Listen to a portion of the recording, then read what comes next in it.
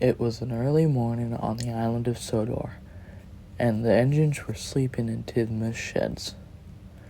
Duck was sleeping peacefully, thinking about ducks and his branch line, when Sir Topham Hatt came.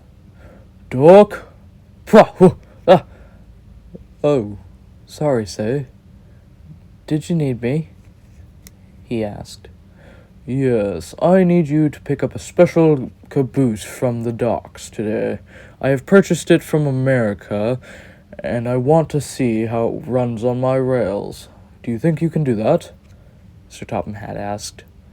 "Oh, sure," said Duck. And with that, Duck puffed out of the sheds and off to the docks.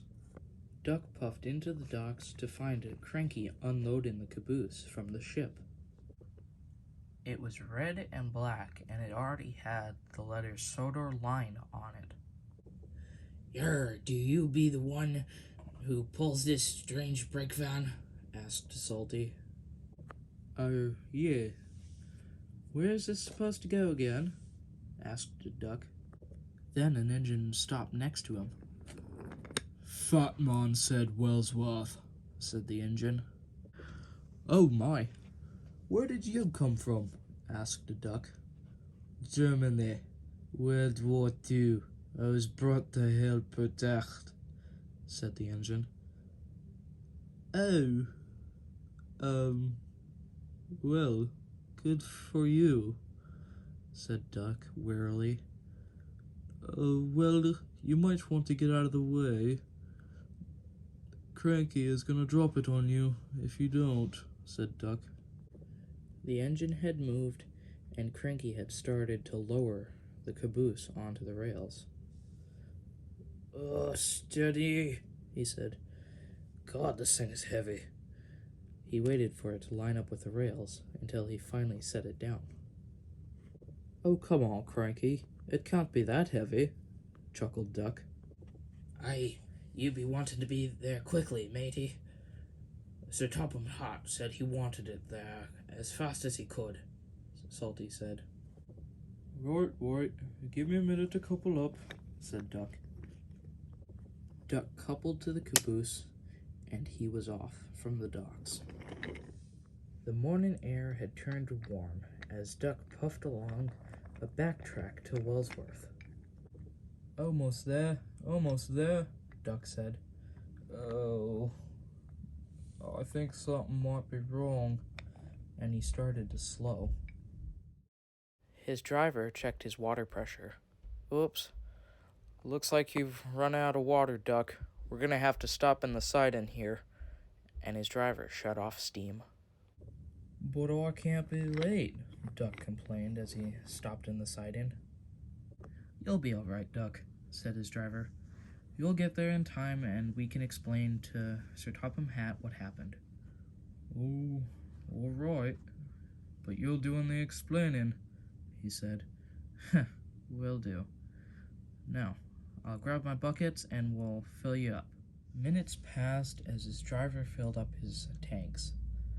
Meanwhile, there was a quacking noise that came from behind the caboose.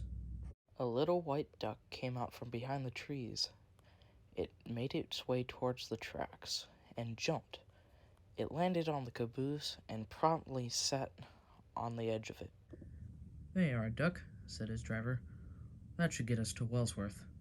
"Yuck," he said. "Hate being filled with pond water." "Yeah, well, it'll have to do.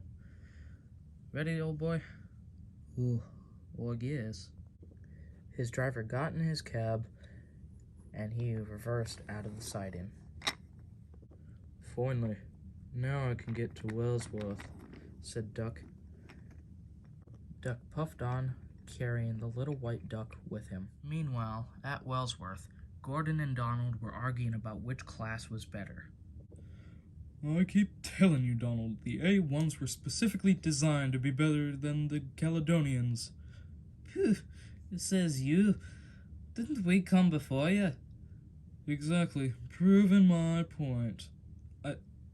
Well, anyway, you're not an A1, you're the prototype. Meaning, you're not technically the class." I am too, you miserable engine. I am the first of the A1s, and I will always be. Wasn't Great Northern what the first? Why, you little. But Gordon was interrupted. Hello, you two, Duck said as he puffed into the station. Arguing about which class is better. Yes, we are. I keep telling Dougie here. It's Donald, you twat. Right, Donald. I keep telling him that the A1s are better because we are built for speed and gracefulness. Yeah, but you are built specifically for that. We, Caledonians, can pull freight better than you and not get stuck on a hill with 15 trucks. That happened years ago. Are you still on that? What do you mean that I'm still on that? You're the one that got stuck. What? You're little. Alright, enough. You're both graceful and efficient.